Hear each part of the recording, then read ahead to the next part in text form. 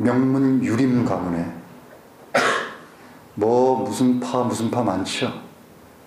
저희도 역시 아주 유명한 사에 속한 가문입니다. 영남을 두로 나누면 뭐가 있고 한데 저희는 뭐가 있고 한 그쪽이래요. 전 지금 전혀 관심이 없지만. 그리고 옛날 얘기하자면 솔직한 얘기로 그런 거 아는 사람 어디 있습니까? 그러죠? 다 있죠. 다 뼈대 있고 다 종손에 다 그렇죠. 근데 여러분, 우리 집안에 예수가 들어오기 위해서 하나님께서는 초자연적인 능력을 우리 집안에 발휘하셨습니다. 바로 제가 관을 짜야지 되는, 죽음을 이제 앞두고 더 이상 어떤 방법으로도 할 수 없어서 죽음을 기다리고 있는 그런 상태였습니다. 그때 하나님께서 목사님들과 몇몇 분들이 기도를 통해서 저를 일으켰습니다. 물론 죽지 않았습니다. 살아났습니다.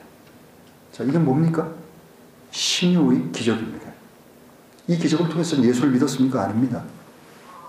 전 뭘 알았습니까?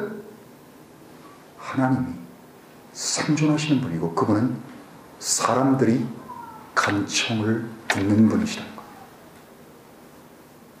그리고 나서는 제가 모든 것을 걸어서 하나님을 쫓고 하는 삶으로 바뀌었을까요? 아닙니다. 눈에 보이는 것을 쫓고 세상의 성공을 따르고 전 그런 삶을 어린 나이였지만 그렇게 살았습니다. 이 초자연적인 기적은 무엇으로 사람을 이끕니까? 하나님이 생존하시는 분이시라는 사실을 사람들에게 가르칩니다. 물론 직접적으로 예수를 믿게 되는 그런 근거로 쓰이기도 합니다. 두 쪽 다 쓰입니다. 이런 많은 신비적인 놀라운 체험이 아무리 그런 체험을 많이 했다 할지라도 그들 마음 자체가 주님을 향해서 선하고 정직한 마음으로 바뀌어지지 않으면 그들 속에는 예수가 들어오지 않는다는 사실입니다. 아무리 무수하게 많은 초자연적인 기적이 벌어져도 그것은 예수와 전혀 상관없을 수 있다는 사실입니다. 우리에게 정말 필요한 것은 무엇일까요? 주님께서 이 공생의 사역을 하시면서 정말 원하셨던 게 뭘까요? 주님이 정말 그렇게 수고하고 애쓰고 고통스러워하면서 그 피곤한 그 단잠을 주무시면서 그분이 정말 원했던 게 무엇이었을까요? 그분이 무엇을 원했을까요? 그분이 믿음으로 반응하는 한 사람 한 사람, 이렇게 많은 사람들이 아니라 한 사람 한 사람, 마치 저 멀리 전광판에 전 인류의 숫자가 다 조그마한 무슨 뭐라고 표현할까요? 그걸 갖다가 다마 전구알 같이 조그마한 전구알이 있다고 칩시다. 그 안에 믿음이 그에게 들어가서 선물로 예수에게 반응하는 사람이 불이 하나씩 켜질 때마다 주님은요, 그들에 대해서 말할 수 없는 기쁨과 희열이 넘쳤고 하나님의 뜻을 성취해가는 자기에 대해서 하나님께 드릴 말씀이 있었을 겁니다. 누구를 찾고 있었습니까?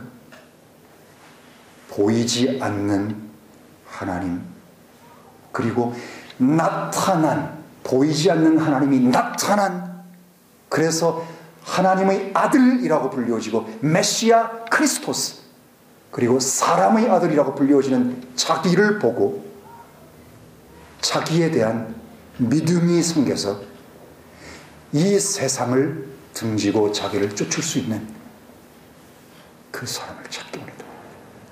주님이 모든 마음은 그 사람을 찾는 데 가 있었습니다. 그리고 그 사람을 발견할 때마다 그분은 He marveled 라고 되어 있습니다. 그분이 그 경이로움의 원천인 그분이 사람을 보고 경이로워하셨습니다. 왜요? 그 믿음 때문에. 무엇을 믿습니까? 보이는 것을 믿는 사람은 없다고 되어 있습니다. 그렇죠? 고린도 후성가에 보면 보이는 것을 누가 믿으리요? 그렇게 되어 있잖아요. 문제가 뭡니까? 안 보이는 겁니다. 저는 지금도 하나님께서 자신의 모습을 드러내지 않는 것에 대해서 참 감사하고 그것들을 즐거워합니다. 사람들은 얘기합니다. 하나님 보여주십시오. 하나님이 나타나 주십시오. 나타나서 나에게 보여만 주신다면 내가 당장 믿겠습니다. 하나님은 그 사람의 말을 믿지 않습니다. 왜냐하면 나타나서 보여줘도 죽거니와 그 자리에서 안 죽어도 그는 배반할 수 있습니다. 그럼 딴 얘기합니다. 아, 그거 말고.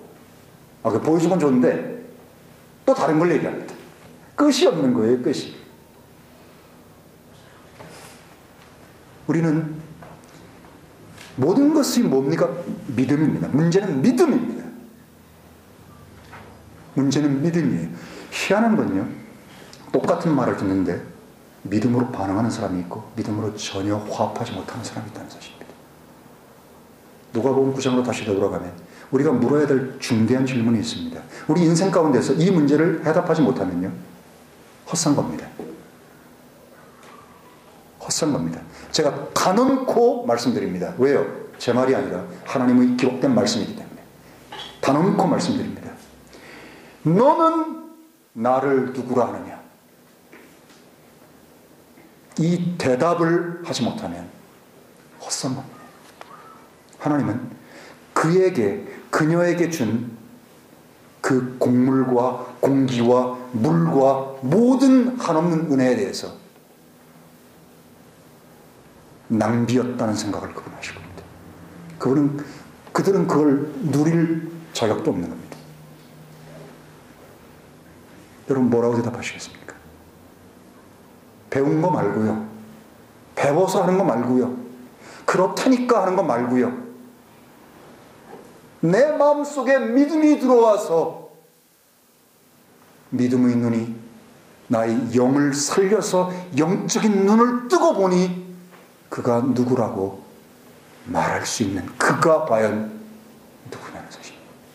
그리고 그가 그라면 그가 그로서 합당한 삶을 그 이후에 살아가고 있어야지 됩니다. 그래야만 그가 그라는 고백이 참이요 진실된 고백이라는 믿음의 고백이라는 것이 증명될 거 아닙니까? 그는 크리스토스다라고 했는데 크리스토스로서의 삶을 합당하게 안 살아낸다면 고백이 진짜가 아니라는 거죠. 물론 연약에 의해서 그런 부분이 있을 수 있다는 건 인정합니다. 모든 것은 뭡니까? 모두가 믿음의 문제입니다. 요한일서 5장인가에 보면 그런 말씀이 있습니다. 제가 읽어드리겠습니다. 요한일서 5장에 보면 무엇이든 하나님에게서 난 것마다 세상을 이기느니라. 세상을 이기는 승리는 이것이니 곧 우리의 믿음이니라. 바로 이겁니다. 하나님 지금도 우리에게 원하는 건 딱 한 가지밖에 없습니다. 믿음입니다. 제대로 말씀에 의해서 영으로 인치고 영생이 들어오면 그 믿음은 사랑으로 역사하는 믿음으로 바뀝니다.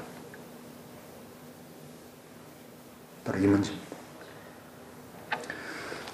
시간 때문에 한 가지만 더 있는지 한번 살펴볼까요? 잠깐만요. 죄송합니다. 고린도서 10장 다시 한번 보시죠. 자, 여기 5가지 문제가 있었습니다.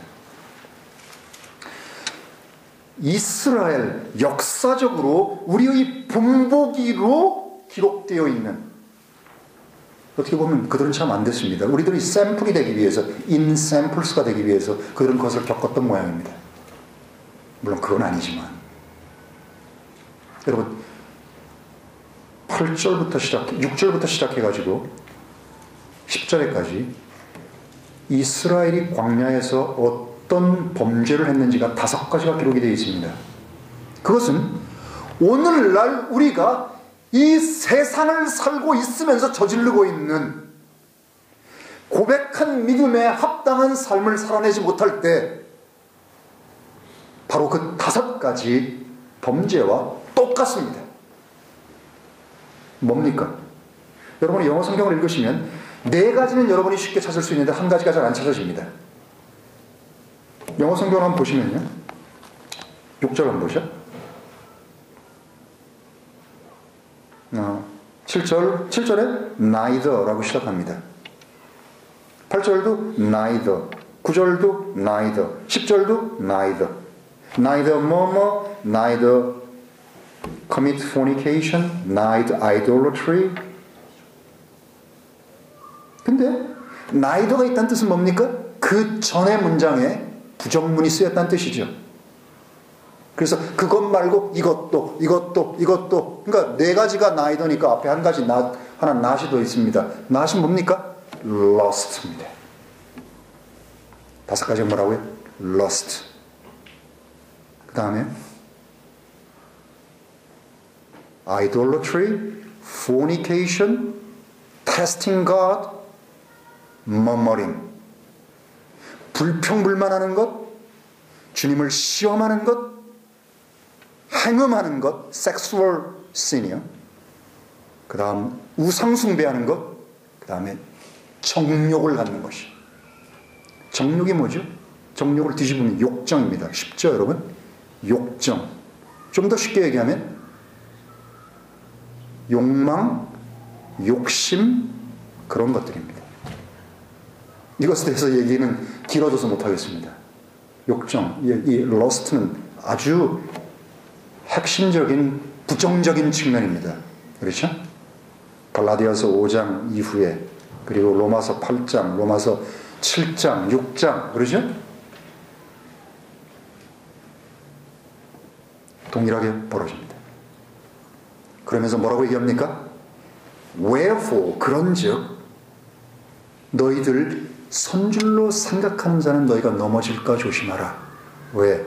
이거 할 수 있어. 우리들은 러스트 안 갖고 우상숭배 안 하고 행음 안 하고 주님 테스트 안 하고 그 다음에 우리는 불평하지 않아 라고 안 할 수 있어 라고 over self confident한 그 가능성이 있는 사람에게 아버지로서 얘야 혹여라도 그렇게 넘어질지 모르니까 조심하자. 그리고 정리를 했습니다. 그리고 나서 다시 한번 14절에 그런즉 나의 사랑하는 자들아 우상숭배를 피하라. Flee from idolatry 라고 이 5가지를 다시 집약을 해가지고 한마디로 또 한번 표현합니다. 그 핵심이 뭡니까? idolatry입니다. 우상숭배. 옛날 사람들이야 우상숭배했고 부처에게 절하고 뭐하고 했을지 몰라도 우린 지금 우상숭배 안 하고 있다. 여러분, 그 눈에 보이는 목석으로 만들어진 우상엔 여러분이 정성에다 대고 절하고 이런 건 안 하지요. 그러나 문제는 보이지 않는 우상이 있다는 사실입니다. 뭐가 우상입니까? 휴머니즘이 우상일 수 있고요. 그렇죠? 사이언스 또는 사이언시즘이 우상일 수 있고, 물신, 풍조, 황금 만능주의, 돈. 이거보다 강한 우상이 있습니까? 만몬을 그렇게 쉽게 우리들이 이길 수 있을 것 같습니까? 그러면 쉽지 않은 겁니다. 만몬과의 싸움은 피 흘리는 싸움입니다. 저는 성경을 통해서요, 만몬과의 싸움으로부터 승리를 맛본 사람, 그 사람을 하나님은 진정으로 원하는 믿음의 사람입니다.